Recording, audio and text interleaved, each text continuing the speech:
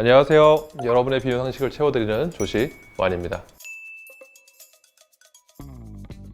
유로리프트는 결찰술, 말 그대로 호치케스 처럼 전립선을 찝어주는 시술인데요. 전립선 조직을 잘라내거나 제거하는 방식이 아니라 전립선 양쪽 조직을 특수한 실로 잡아당겨서 고정시켜서 막혀있던 요도를 넓혀주는 방식입니다. 양쪽으로 벌어지게 만들어서 소변이 지나가는 길을 확보하는 시술입니다. 그래서 절개가 없고 출혈이 거의 없고 회복이 빠르다는 장점이 있습니다.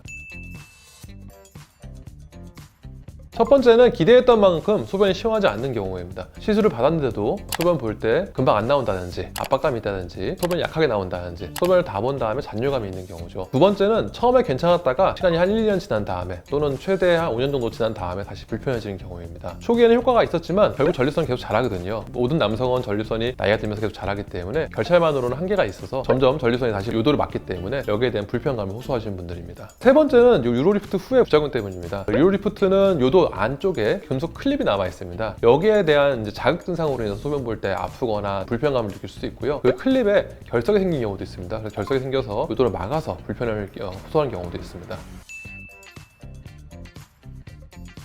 첫 번째 문제는 전립선 구조와의 적합성입니다. 유로리프트는 양쪽을 벌려서 통로를 확보하는 방식인데 이 방식이 잘 안 맞는 경우가 있습니다. 특히 중요한 구조가 두 가지입니다. 첫 번째는 전립선 가운데 쪽이 방광으로 튀어나오는 중엽비대가 되겠습니다. 이런 경우에는 단순히 양쪽을 벌리면 중앙이 위아래가 내려오면서 중앙이 계속 막고 있는 역할을 하기 때문에 효과가 제한되거나 효과가 거의 없을 수가 있습니다. 두 번째는 전립선 부피가 큰 경우입니다. 이 경우에는 물리적인 압박 자체가 강해서 단순 개방만으로는 충분하지 않은 경우가 있습니다. 예를 들어서 이제 우리 미쉐린 타이어 같은 캐릭터를 보시면 되는데요. 이렇게 돼 있지만 계속 통통하지 않습니까? 결국에는 찝어도 이 위쪽 아래쪽에서 계속 튀어나와 있기 때문에 전립선이 상당히 큰 경우에는 결찰술만으로도 효과를 기대하기 어려운 경우가 있습니다. 그래서 중요한 것은 유로리프트가 좋다, 나쁘다가 아니라 처음부터 환자 구조에 맞는 치료를 선택했는지가 중요하겠습니다.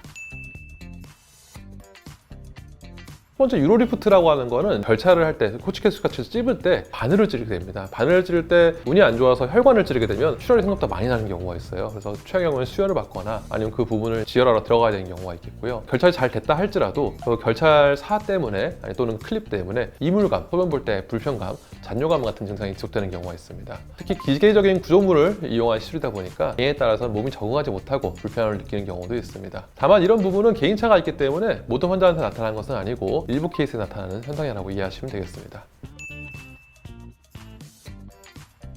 먼저 소변 속도검사, 잔뇨검사, 그다음에 전립선 초음파 검사, 내시경 등을 통해서 환자의 상태를 정확하게 평가한 다음에 치료 방법을 결정하게 됩니다. 대부분의 경우에는 전립선 조직 자체를 줄이는 그런 시술이 필요한 경우가 많습니다. 대표적으로 유로리프트 결찰사를 끄는 후에 리줌 시술이나 홀랩 시술을 시행하게 됩니다. 리줌은 수증기를 이용해서 조직을 실제로 축소시키는, 괴사시키는 방법이고, 홀랩은 레이저로 실제로 조직을 덜어내는 방식입니다. 구조적으로 막혀있는 경우에는 이렇게 물리적으로 공간을 확보해주는 치료가 꼭 필요합니다.